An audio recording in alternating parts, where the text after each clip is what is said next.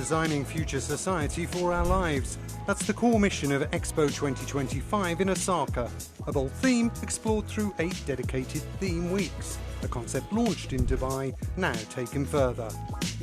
They are thinking big, really big here at the World Expo in Osaka, with a brand new format that aims to tackle some of our most important global challenges, turning this event into a space for more fresh ideas and real actions. Let's have a look.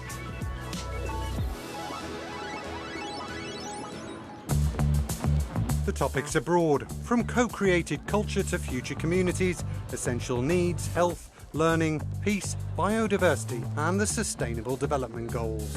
Thinking ahead, together, that's what makes the World Expo unique. It gives small nations and overlooked issues a global stage. Theme weeks help turn ideas into action. The goal? Sparking lasting awareness long after the Expo ends. The idea is for the public to watch this content, feel something and let that spark change in the world. That, to me, is the true value and impact of the theme weeks.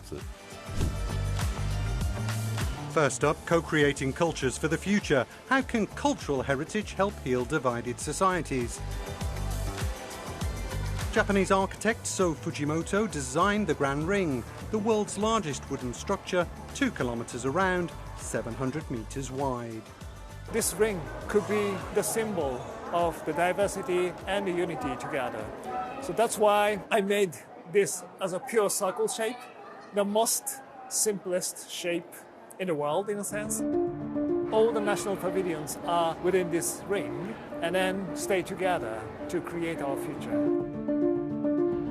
This junction of the columns and the beams is based on the traditional Japanese architecture, but reinforced by the metal pieces so that this kind of scale is possible. And also we can follow to the latest regulations against the earthquakes. Fujimoto also designed the Forest of Tranquility at the center of the Expo, a symbol of harmony between people and nature. There, Argentinian artist Leandro Ehrlich presents his infinite garden. We need to reinforce and support diversity, diversity in terms of species, diversity in nature and diversity in social context. Mirrors in this work are reflecting plants, are reflecting ecosystems, and when people go into the center, in the axis of the installation, what they see is themselves and others. So it's a work that in a way invites to encounter, which is what the Expo, is the spirit of this Expo is about. Another highlight, a deep dive into manga and Japanese anime culture. The Minister of State for Cool Japan Strategy even made a special appearance in costume, accompanied by his cosplay ambassador. Anime will be used as a gateway and starting point to go to the region and enjoy their food. I've been doing cosplay for 17 years. I love anime, games and cosplay, and I want to share this pop culture with the world. It was also a chance to spotlight manga anime tourism, a real booming trend.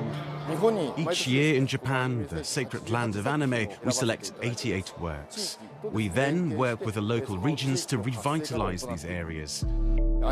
Most of the time, anime takes place in the everyday living spaces of Japanese people.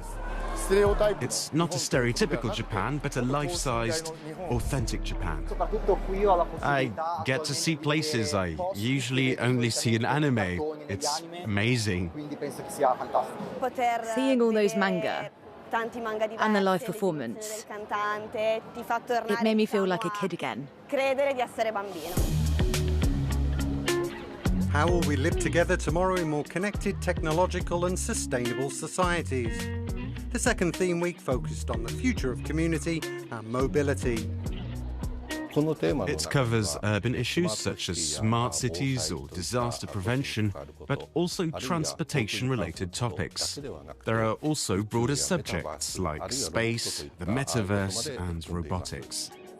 Economist Andres Rodriguez Pose led thought-provoking talks on sustainable urban development.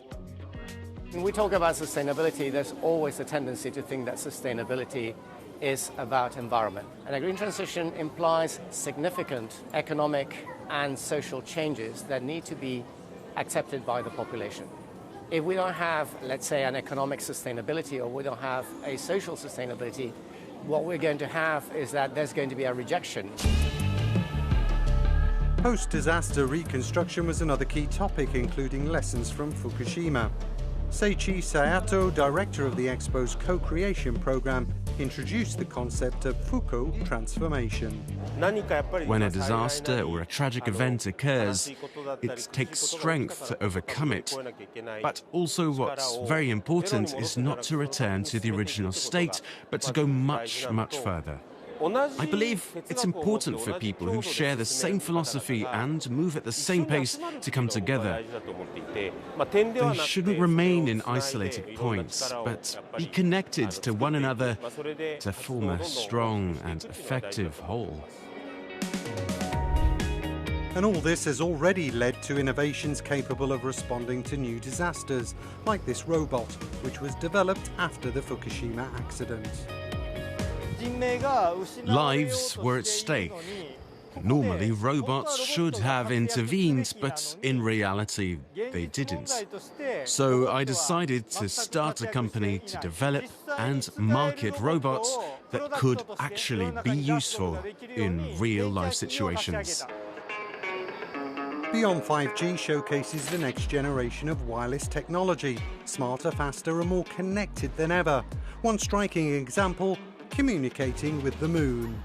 I'm still in Osaka, and thanks to these technologies, I'm able to operate some robots on the moon in real time, just as if I was there myself. AI was front and centre too.